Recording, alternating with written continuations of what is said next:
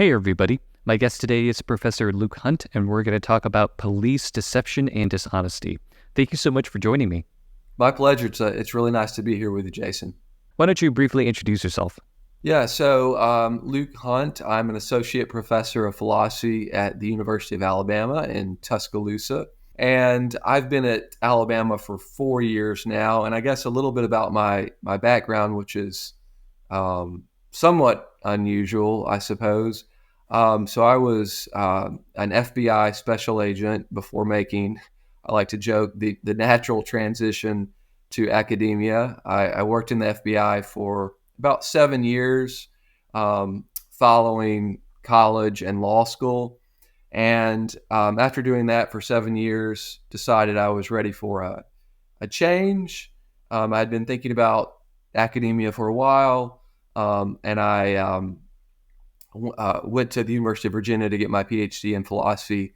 And my work there focused on legal and political philosophy, especially as it relates to policing.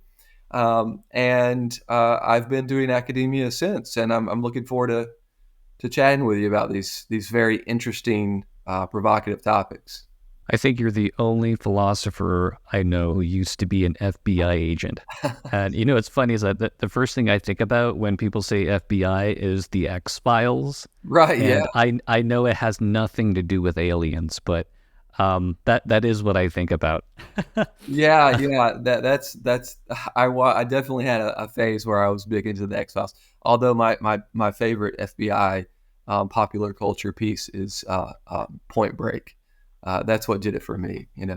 Patrick Swayze, Keanu Reeves fighting Anthony Kiedis of the Chili Peppers on the beach, chasing bank robbers. How could you not want to do that, right? Yeah, seriously, it sounds extremely interesting, although I think in reality there's a lot more paperwork involved. Absolutely. Um, okay, so you wrote a book on police deception and dishonesty.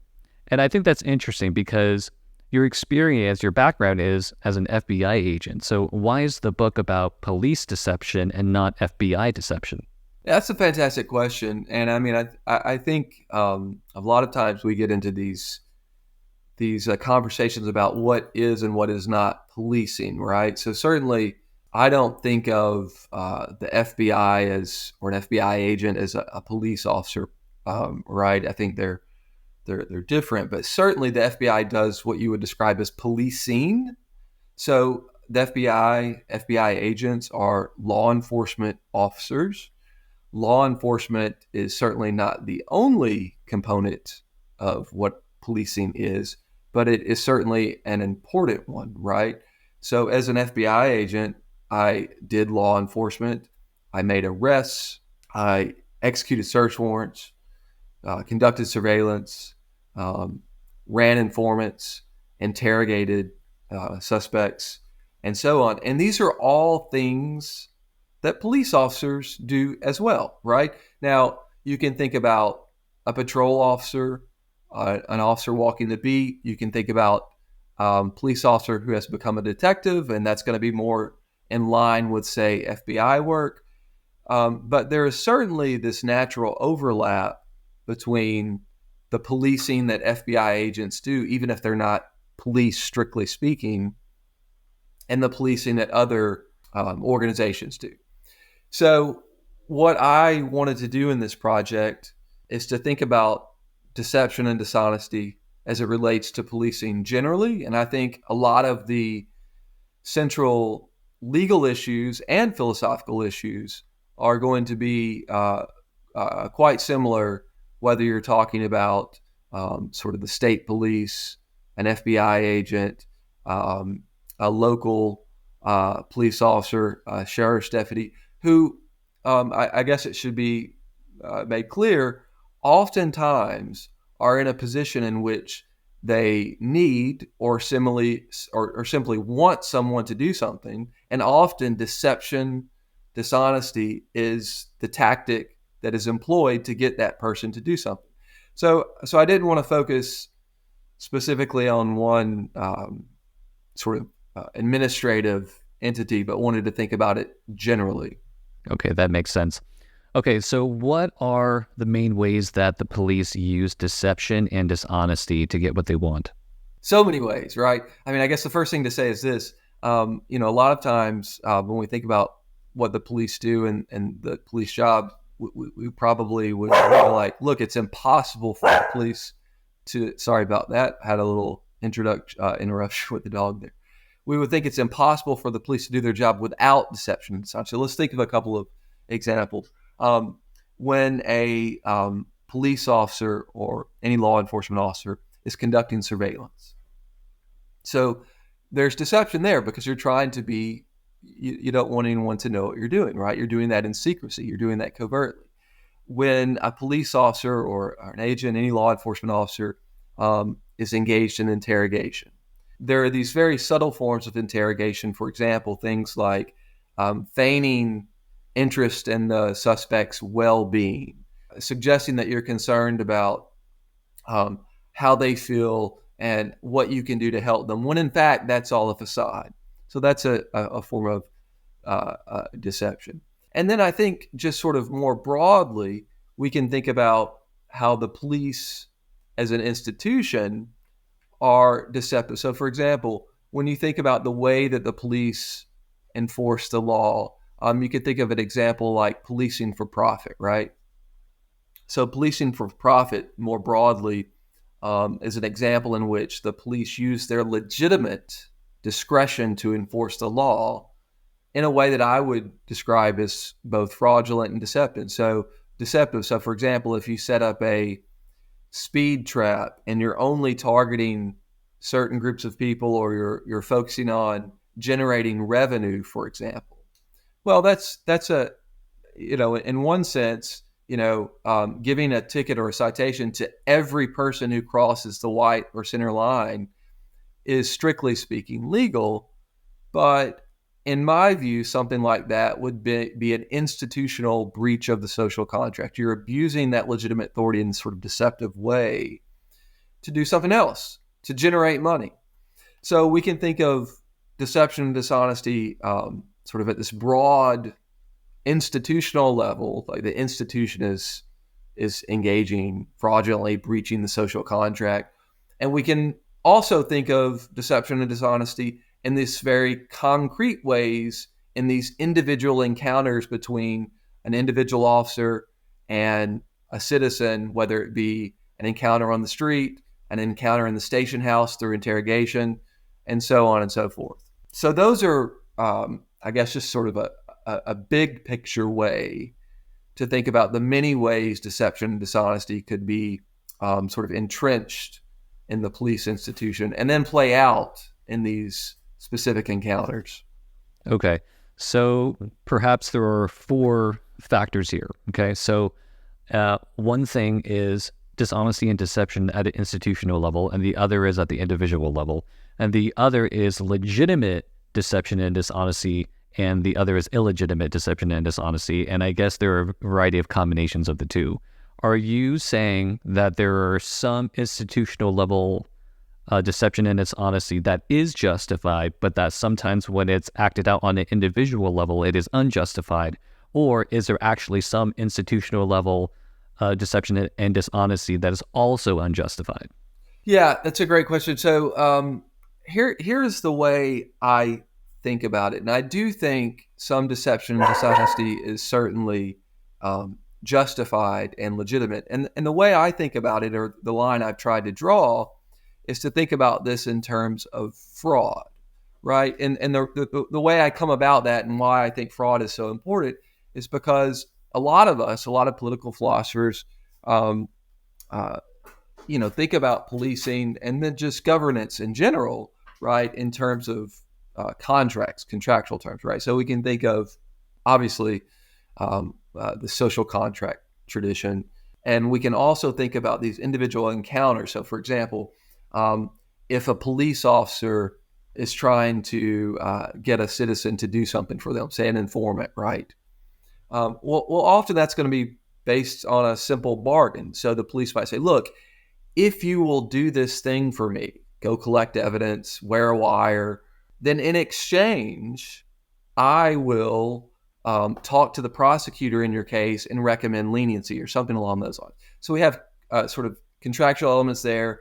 and then also this broader social contract idea. And my view is that a clear case of unjustified deception and dishonesty is going to be those cases in which you have something that's on par with fraud. Why? Well, fraud is clearly going to be contrary to the rule of law. It undermines any sort of bargaining norms that most people think are uncontroversially good and right. Things like a commitment of good faith, treating someone as a moral agent who's capable of engaging in voluntary actions. So when the police cross that line and do something that is going to harm someone's material interests, right, then I think that's where we have to, or in my view, that's why I argue, draw the line. And so what that means is there's a lot of deception and dishonesty that would be permissible in my view. That those cases that don't rise to that level of fraud. Okay, so if you are a police officer and you're at a stakeout, right, there is some deception inherent in that activity because you want to blend in with like everybody else, right? You don't want people to know that you're a police officer watching and listening to somebody else. So that makes sense. But is that does not rise to the level of fraud because you are still abiding by some sort of social contract and you're still treating the other person as a moral agent? So you're in your scenario. Let me just make sure I had this clear. So you have a stakeout, and by that you mean, is that just like surveillance? Like you're watching someone? Is that this Yeah. fact pattern? Yeah. Yeah, I think there's no sense whatsoever that would be constitute fraud. You're in a public place. I could be at that stakeout on that street corner watching the activity. There's no sense in which you've been defrauded of any sort of right that's harmed your material interests. Absolutely not. So I think in that scenario, there would clearly be, in my view, no worry about that kind of deception or dishonesty. I mean, let's contrast that with a scenario in which, let's say the stakeout is not a stakeout, but let's say you have some sort of highly constructed undercover operation, right? And so deep layers of deception and dishonesty, right? You're encouraging someone to commit crimes, perhaps if you're as an undercover agent or an informant. You're giving them material support to commit the crime, and so on. And I think in those kinds of cases, I think clearly there has been an example of acts and actions that would rise to what we describe as fraud. And so I'm opposed, generally speaking, to most of that sort of proactive police work, right? I think there are these rare occasions that, undercover operations like that would be justified. But for the most part, I guess my argument is somewhat revisionary and radical in the sense that a lot of that proactive police work would be unjustified and under my view. This conversation is making me think of all these different cop shows and movies, and all these scenarios are flashing before my eyes. Okay, so let's kind of go through some of them. Yeah. All right, so let's say somebody pretends to be a drug user. He's looking for drugs. He's an undercover cop, and so he's going to people on the street asking for drugs, right? And then they bust the drug dealer, from off the street because, he's like, oh, gotcha. Here's proof that you're a drug dealer. So that would be like one case. So that's clearly deception, right? You're also lying to the person. That's deception. And I think it's also deception that would rise to what I would describe as sort of a fraud. You're misrepresenting who you are, what you're doing. That any exchange is based on complete falsehoods. Right. Interesting. Okay, but institutionally, is that allowed? That is allowed. Yes, you can pose as legally, that's legal to pose as a drug dealer to try to get someone to buy drugs, to try to get someone to sell drugs. That is absolutely allowed. Up to the point of entrapment, which is a legal doctrine, not a philosophical doctrine. I think it's philosophical. But there is this legal doctrine of entrapment. And unless you hit that threshold of the elements of entrapment, everything you just said in that scenario is okay. And in fact, it's very difficult to meet the legal standard for entrapment. What counts as entrapment? Okay. So there are two tests, legal tests, at least in the United States, and the predominant test is called the subjective test for entrapment. And what that test says is that you were not entrapped by the police if you were predisposed. I apologize. A FedEx guy just, Frankie, come here, girl. Come here. Frankie, sorry. Frankie, someone just delivered something.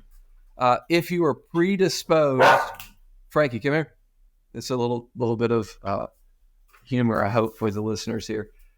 If you were predisposed to commit the crime, then you were not entrapped. So what does that mean? Well, let's suppose that the police arrest you in an undercover operation. You're charged and you go to trial, and you say in your defense, like, look, well, obviously this was a fabricated transaction, and I was entrapped. Well, here's the evidence that you have to establish, or the police have to establish to show that you weren't entrapped. The police have to show that, look, there is a world in which we did not go through this exercise of inducing you to commit a crime, but you would have committed that crime anyway because you were predisposed to do it. And they would have to establish evidence of that predisposition, which might come in the form of, say, prior recorded conversations the police have of you talking about being interested in that kind of thing. So if the police establish that predisposition, then you were not entrapped. If they cannot do that, then you were entrapped. So that's just a little sidebar of the legal doctrine of entrapment. Okay. So then the scenario in which, let's say you're an undercover cop and you infiltrate some sort of right-wing, white nationalist organization, and then you say, oh, wouldn't it be a great idea if we killed this person? And then you're trying to get people to start nodding their heads and be supportive, and then you eventually supply them with the weapons to do so, and then you bust them, right? That would be entrapment. It would be entrapment if there was no evidence in that right-wing organization that the people had some sort of predisposition to engage in those kinds of crimes, including up to, say, physical violence, harming someone. If you didn't have that sort of evidence of predisposition, yes, I think in that scenario, you could you could say that would be a case of entrapment. Now, I'm not trying to follow the legal doctrine of entrapment or anything like that. I have philosophical arguments that are independent of entrapment doctrine. Yeah. No. I was just curious because I just wanted to know what the law was saying. And really quickly, there are just, I should at least say very quickly, there is an alternative test that a minority of jurisdictions use, which is called the objective test. So rather than looking at what's in the mind of the defendant, say whether they're predisposed, courts would look at, say, the actions of the police and try to evaluate whether the actions were objectively reasonable. In other words, their inducement of a suspect, whether that was objectively reasonable. So it becomes less of an issue of criminal law, the mind of the defendant, and more of a question of criminal procedure, the actions of the police. But just to sort of put a bow on that entrapment. Thank you for that clarification. Okay, so let's think about a scenario in which you arrest a guy and you're the interrogator and you just flat out lie to him. It's like, your friend already gave you up. He already confessed. What do we think about that? So I think generally speaking, philosophically, my argument, now legally that's okay, right? Legally that's okay. You can do that as a matter of law. Philosophically, I have a problem with that for a number of reasons. So one problem is that you've been straightforwardly defrauded, right? Like, so we think, or at least I think this is uncontroversial, that when we engage in actions, certainly actions that might harm our interests, for example, confessing, that we're only responsible for those actions and the resulting harm to ourselves, when those actions and when that harm was a result of some sort of voluntary decision, right? And clearly, if the police in that interrogation room beat you over the head with a phone book, that's not voluntary, and we would throw that confession out. But likewise, I think in situations in which you were defrauded, you were lied to, and your statements and responses were based on lies and deception, I think it's difficult to say that that's a truly voluntary, morally binding statement. And if that sounds, if people don't like the policing example, you can think about this in other contexts, right? You can think about sexual consent. You can think about medical consent, right? No one's being necessarily physically coerced in a lot of these cases, but there could be fraud, right? And to obtain sexual consent, to obtain medical consent. And I don't think anyone's saying that those consensual statements and actions that follow are voluntary. And likewise, if we truly are interested in voluntary actions and only holding people to the harm that results from their actions when it's based on voluntary decisions, then we should be worried about those cases as well. Now, I'm going to carve out exceptions to when, I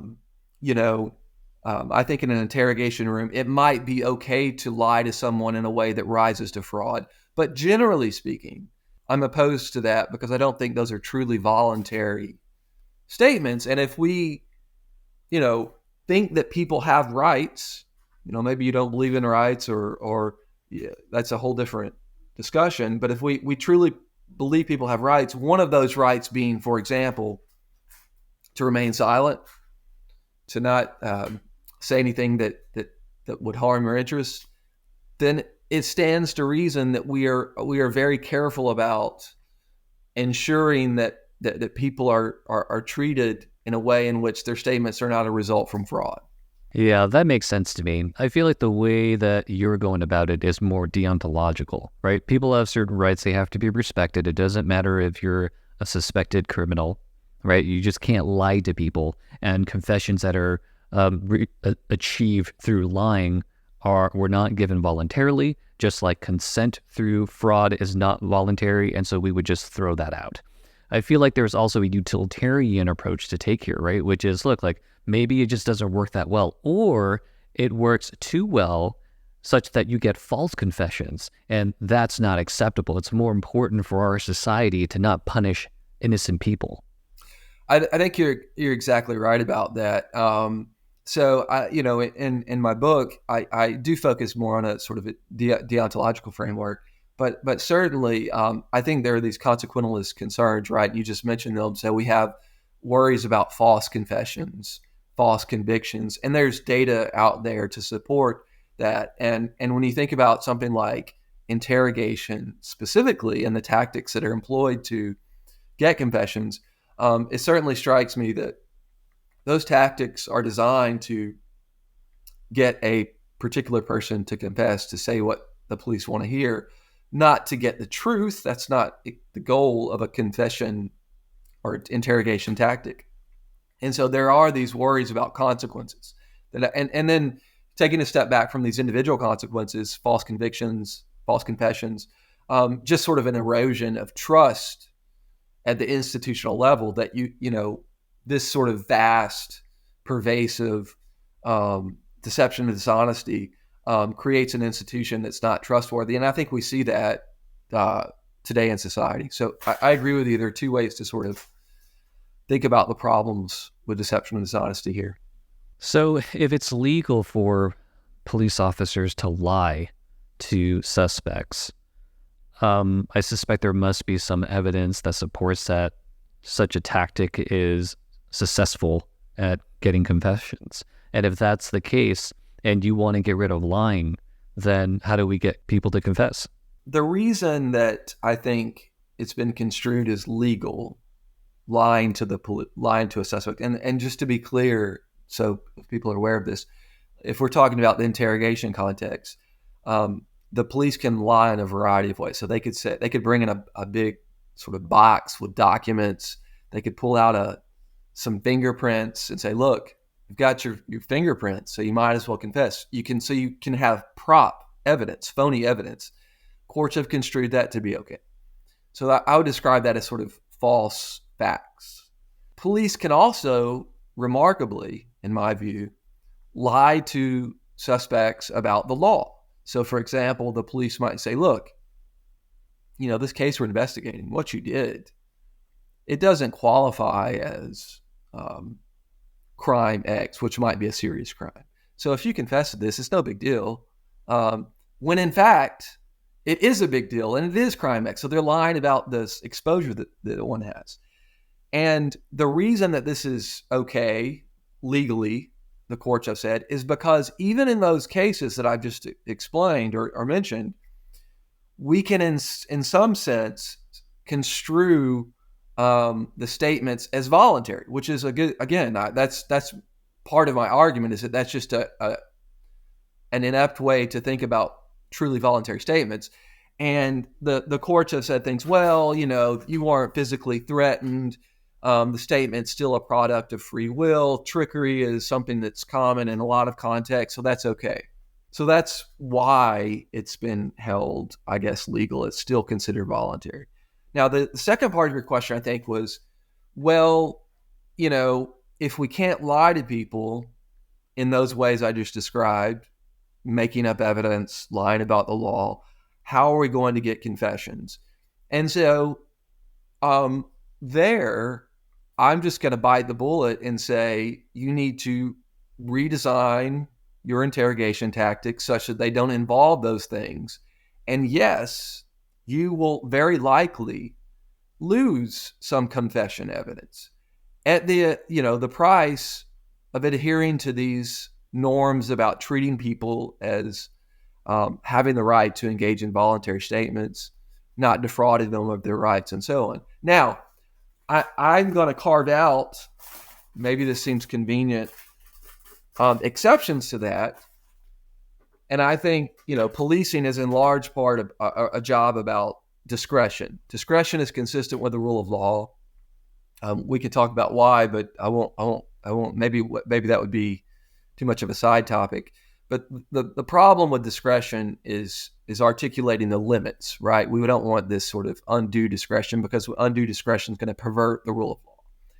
And so I think if you look back, certainly in sort of liberal political philosophy, but elsewhere as well, we think of discretion as a prerogative power.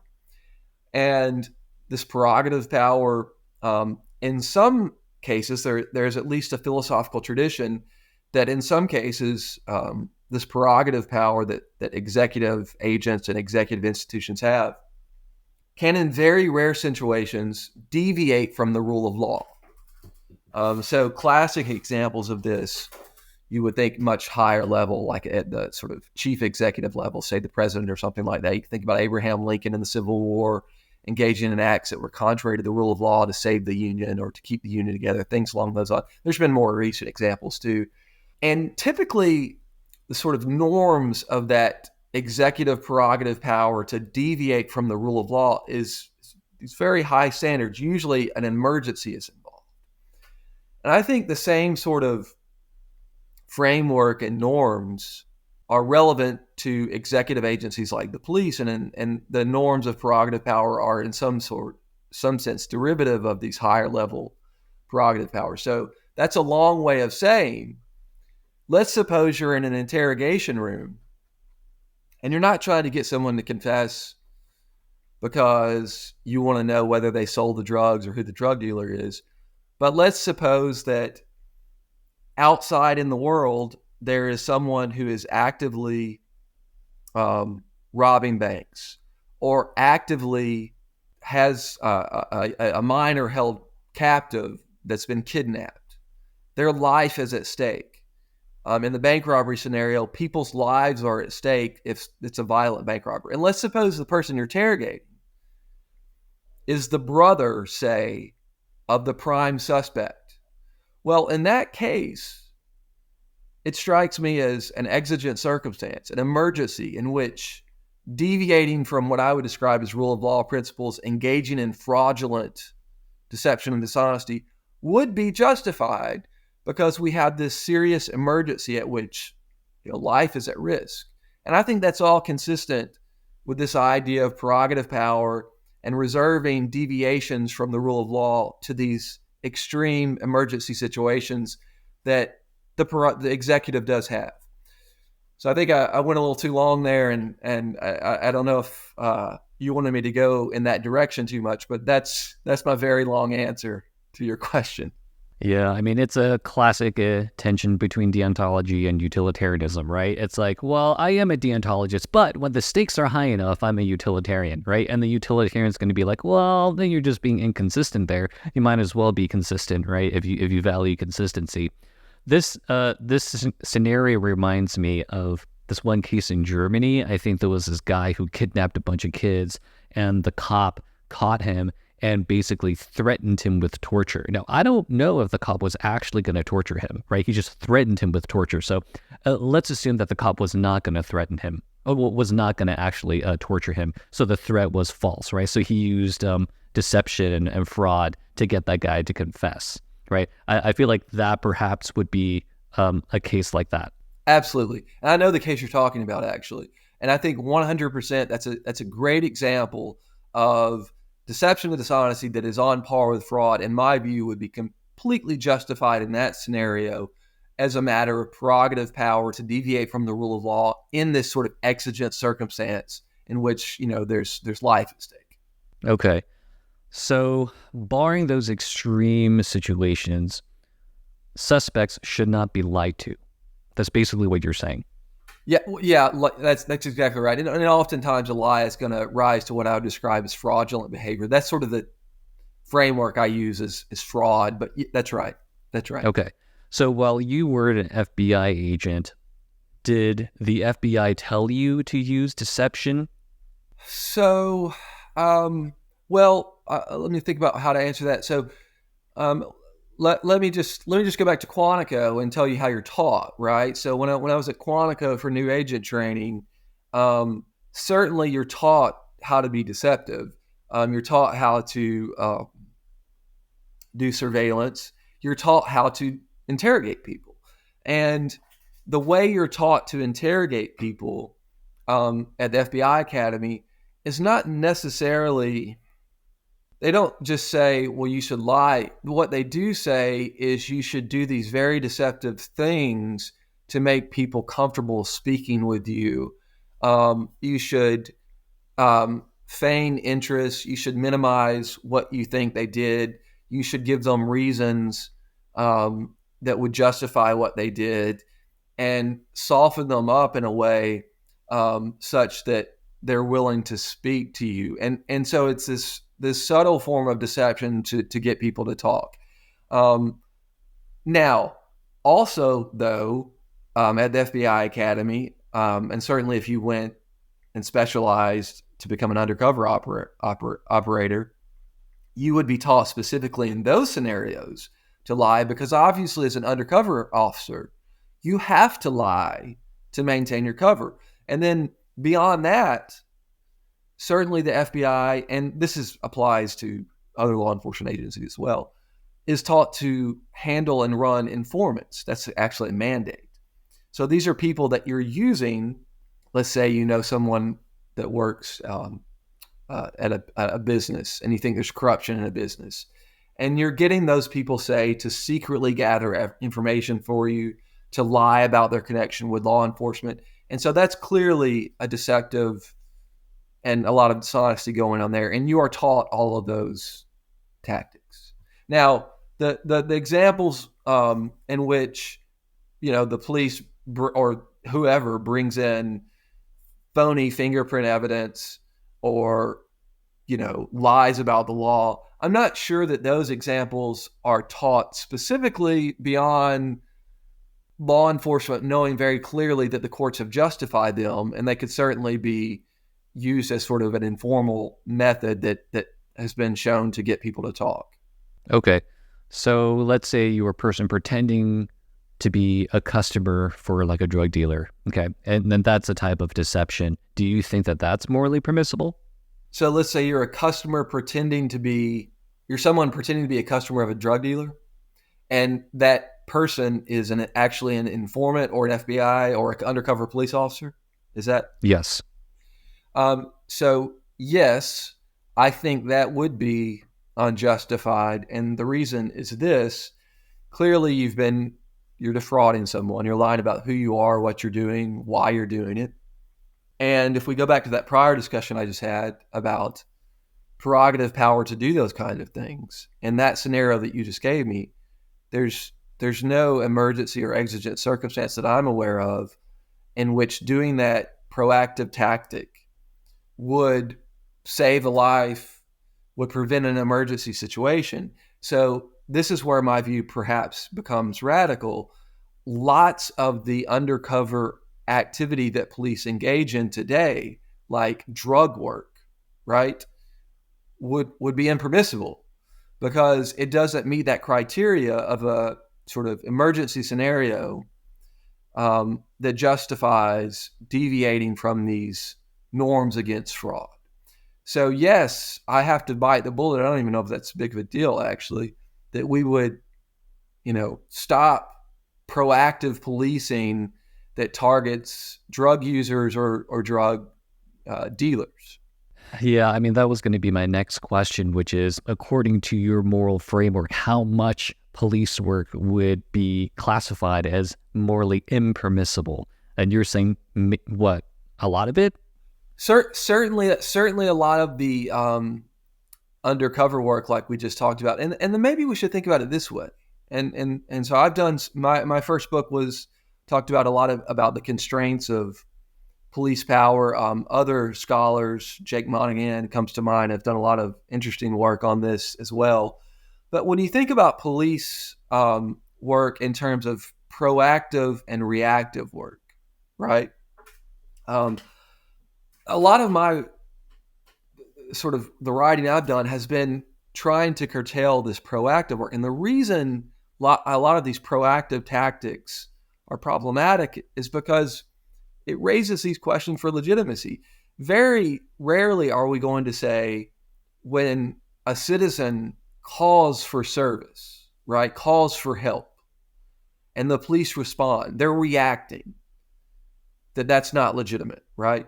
On the other hand, when we engage in these highly proactive tactics, when there's no request from the public, when we're generating crime through, say, an undercover operation, much more problematic in terms of establishing legitimacy. And so I do think it's helpful and maybe less radical, my argument is to think about this in terms of maybe we just don't want so much proactive policing. We want the police for reactive things, and we want the police to do proactive things when the stakes are really high.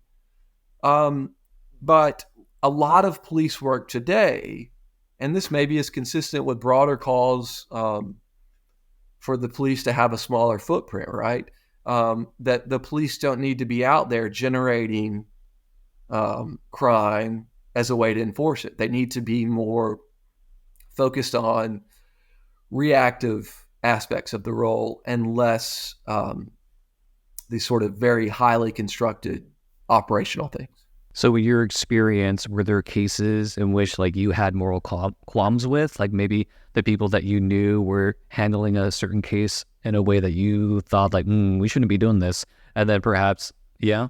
Yeah, absolutely. No, so I'll give you a small example and then sort of a broader example. I mean, I guess a smaller example is just the use of informants. Police officers, FBI agents, law enforcement officers use informants. I think informants can be very helpful, but I think the way they're used, we don't have time to go probably on that tangent too much, is where it's problematic.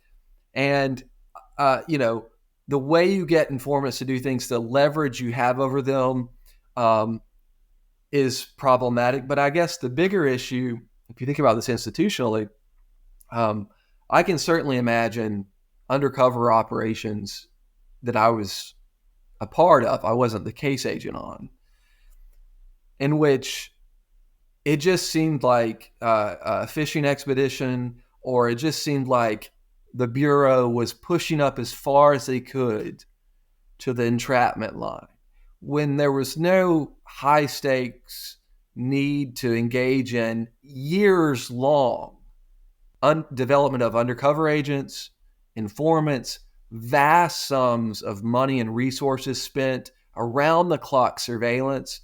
And some of these examples, these undercover operations I'm mentioning, ended up being dismissed and nothing came of it because it was just an abuse, in my view, of this really interesting, and maybe it sounds fun if you're an FBI agent, proactive power to do these high speed undercover operations that seem like the movies.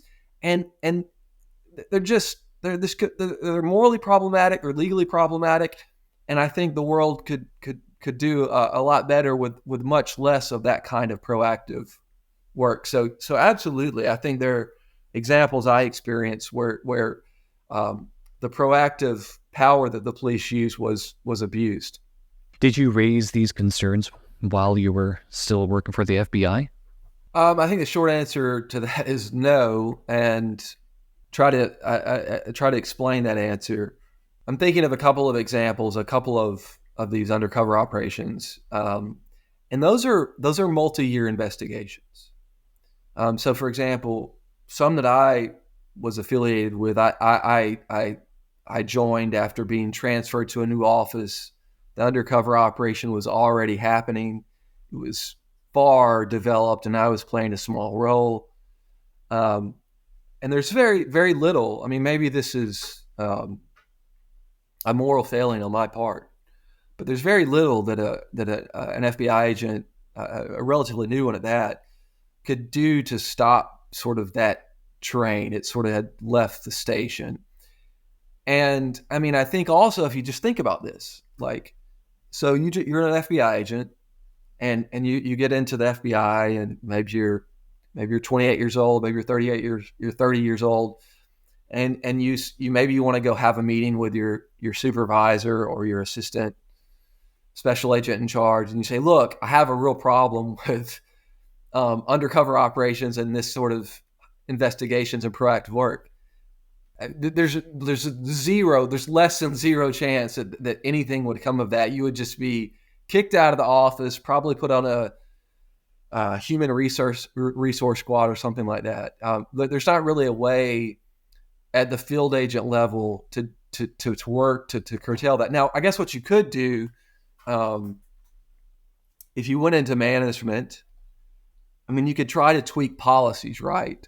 There are internal guidelines about how any police department operates, or the FBI has their own internal guidelines about how they operate. And you could try to get on a committee or a squad that edits those, that revises those, and tries to adjust the internal operating procedures that a particular agency abides by. And you know, it's a big process, and a lot of moving parts, multi-year endeavors. Okay, so according to your view then, a lot of money is misspent on these type of proactive investigations. And in your view, they shouldn't be happening at all because they're deceptive and immoral. And in that sense, we could be more frugal. I think that's correct. And I just think that I think also just philosophically, it it's a problem with legitimacy, right? We want our law enforcement actions to be legitimate. And this sort of widespread use of deception and dishonesty, in my view, is fraudulent, is eroding legitimacy of institutions, and practically, as you noted, very expensive, vast sums of resources, time, and so on, human power that are spent on these things that could be focused elsewhere and on other more pressing needs. Absolutely. I feel like cases like this, or the cases that you describe, can be fuel for conspiracy theories, right? One of the conspiracy theories that I've heard about January 6th is that, there were law enforcement officers who were pretending to be part of the pro-Trump crowd, and they kind of incited these riots. Like, what do you think about that? So I don't buy that specifically at all. And I certainly don't know. I was not in the FBI at that time. But do I think that the FBI could have had informants or undercover officers, in that area or collecting information? Sure, that makes sense. But to suggest they would incite it, as skeptical as I am, or as as critical as I am, let me put it that way, of law enforcement, I'm not a conspiracy theorist in that way, and I don't think that's what happened. I do think, I think actually probably in that case, ironically, the use of informants would be more justified, right? So let's just, and again, I don't know how this played out, and there's probably, you might know more about this from reading news reports than I do, but let's suppose that you have some intelligence that these far right groups are going to do something violent on January 6th. Well, the FBI certainly has an interest in that scenario. We're talking about serious violence. We're talking about catastrophic events, which they were catastrophic. And so I think in that scenario, in fact, the FBI has an obligation to be aware of what's happening. And if that means having someone placed there to collect intelligence, that could be justified. The worry I would have is if you have an informant and you have leverage on them because they have a prior crime and you're inducing them to do things. That's the problem I have. But certainly to have informants placed within a domain of operation, to be familiar with what's happening in one's domain of operation, seems completely justified as a matter of collecting intelligence. Okay, I have another question in regards to kind of like what interests the FBI has, right? So you said, well, if there is widespread violence, if there's going to be a riot on the Capitol, the FBI is definitely going to care about that. It sounded like from our conversation that the FBI also cares about drugs. Is that correct? Like, and besides those two things, is there like some other big domain that the FBI is interested in preventing from happening? The FBI, really quickly on that second point, the FBI cares less about drugs than other law enforcement agencies. If they do care about drugs, it's going to be primarily associated in conjunction with something like gangs, so an element of organized crime where you have more violence. So yeah, here's what the FBI does care about. The FBI cares a lot about counterterrorism work. So this has certainly moved to the forefront post 9/11. They also care a lot about counterintelligence. So in other words, stopping spies. Let's just use an example since Russia's in the news all the time. Say, Russian spies here. Of course, we have spies in Russia, but rooting that out, they care very much about that. The FBI cares very much about cybersecurity and cybercrime, which could also be related to the first two, counterterrorism, counterintelligence. The FBI is very concerned about white-collar crime, but that's lower on the list. But I'd say those are sort of the core areas that the FBI is interested in. And that also, I mean, you also have general criminal stuff. When I was an FBI agent, we investigated bank robbers, violent bank robbers, and that sort of thing. But those ones I mentioned are the ones at the top. So a lot of the stuff that you mentioned seem to be really big deals, right? Like terrorism, counterterrorism, right? Maybe somebody has like a nuke. Maybe somebody wants to use a biological weapon, right? So in those cases, aren't those the exact examples of catastrophic events that would justify deception and dishonesty? 100%. Absolutely. No doubt about it. Yeah. So in a counterterrorism case, I think deception and dishonesty on par with fraud would be justified given the emergency scenario, the emergency nature of that investigation. Now, let's pause though there, and we can look at examples where it's a little closer. So there's this case, what was it called? The Newburgh Four. Cromitty was one of the defendants, and that was a counterterrorism case. But when you look at the details of some of these counterterrorism cases, there's actually very little evidence to justify the action because there's not a significant threat. So you're getting someone, say a defendant who is a part-time employee at Walmart, certainly nothing against that, but very limited means economically, and the FBI is using their immense power and resources to induce people to, become a terrorist, as I would put it. And that's a very different scenario than what I would describe as an actionable case of counterterrorism. But if you have adequate evidence and there is a serious threat, and that's a sort of a epistemological question, right? That in those scenarios, certainly deception, dishonesty on par with fraud would meet that sort of framework that I'm talking about, as would perhaps some of these counterintelligence cases and cyber work as well. It's just a matter of articulating, in my view, the exigency, the emergency nature of the use of deception and dishonesty.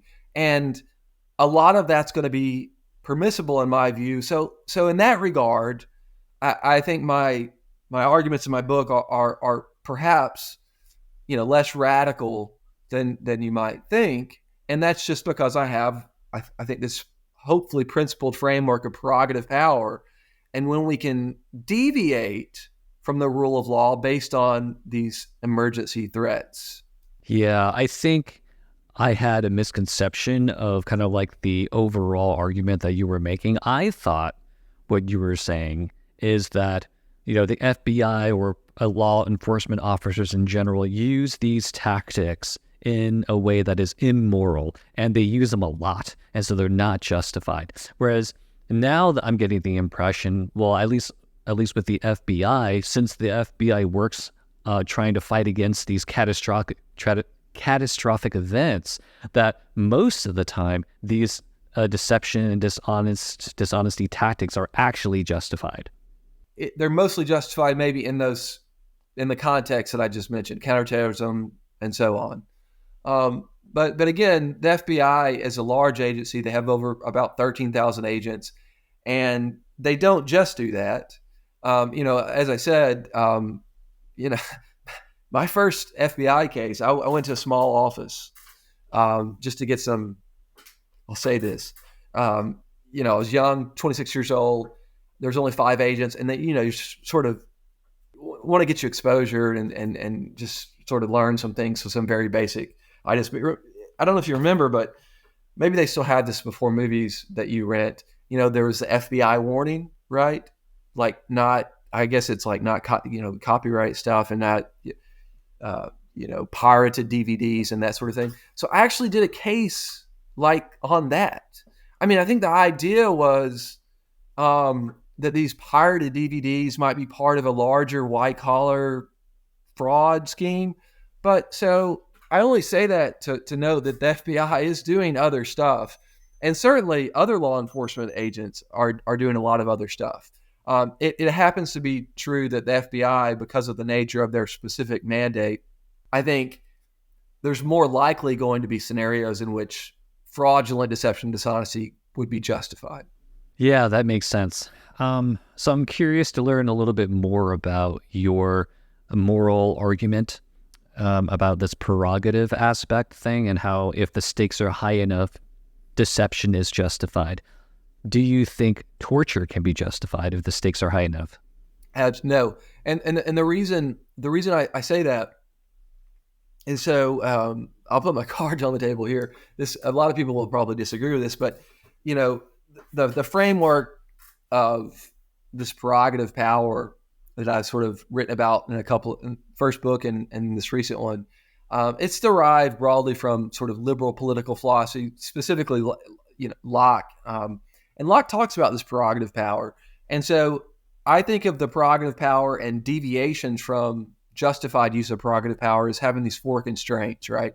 So we have basically a purpose constraint. And this is, again, I'm not just pulling this out of thin air. It's part of this sort of tradition in political philosophy. Purpose constraint, obviously the prerogative power is going to be used for the public interest. A prudential constraint, and that's going to show the relationship between the executive and the legislative branch.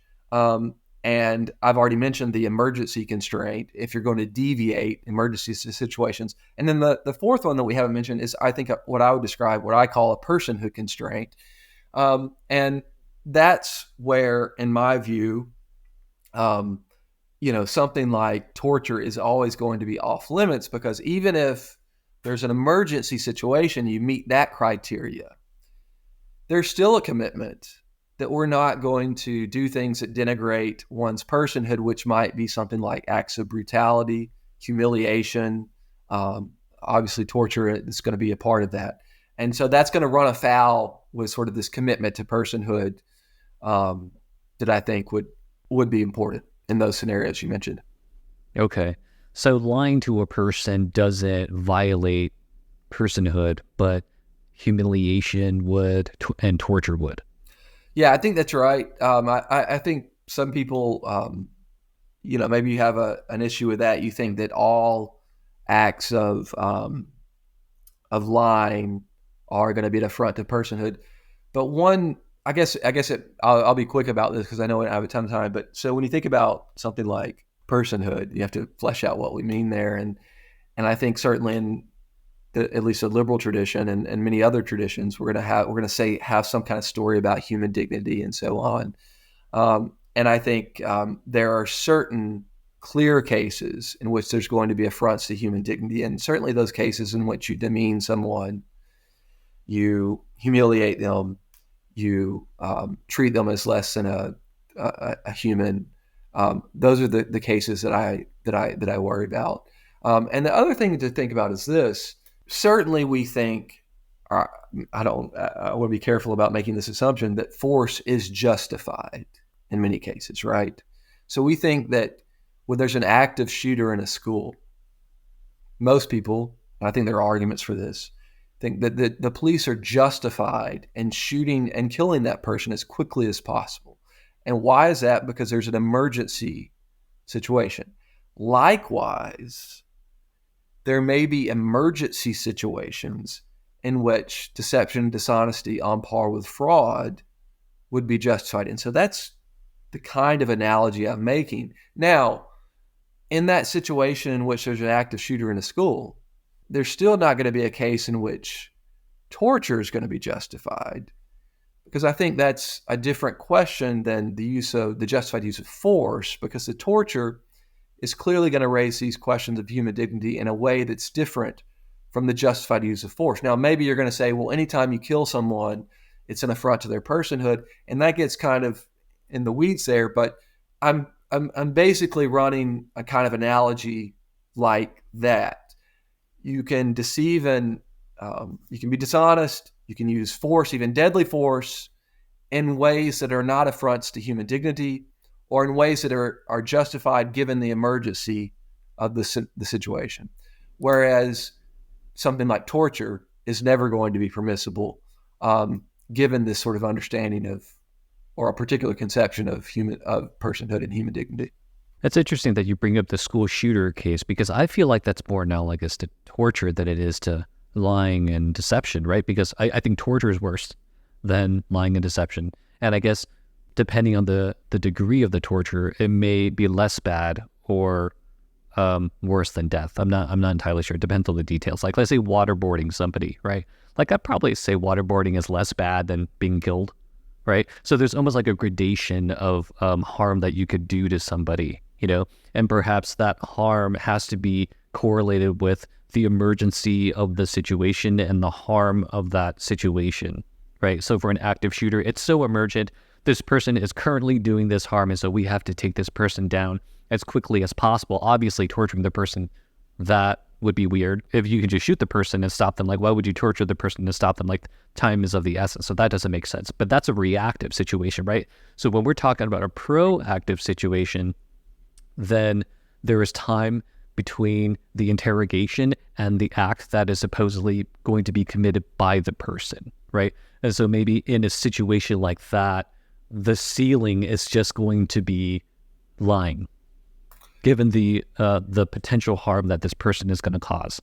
Let me make sure I understand your example, but the scenarios I have in mind, where that, say you're lying or someone, a lie that rises to fraud, it's almost like the active shooter example, right? It's just that when you're in the interrogation room, you're deceiving them in a way that's fraudulent, because there is an emergency that requires that in the world, right?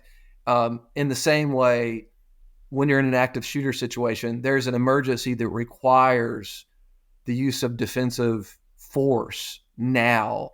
So does that, maybe I should try again, but How No, does I that? think Yeah, I think the way that I would see it is like, okay, one is reactive and one is proactive. And in the active school shooter case, that level of emergency is higher than the level of emergency in a proactive case, because in the interrogation when the person hasn't committed the act yet, well, we're assuming. And so because there is a gap in the state of emergency and immediacy, that justifies a difference in the response from law enforcement officers. Because the emergency is so immediate in an active shooter case, you are justified in taking that person's life. But because the emergency and immediacy of a situation in which the person is being interrogated doesn't rise to that level, you're not justified in one. You're not justified in killing that person in the interrogation room, but you're also not justified in torturing that person.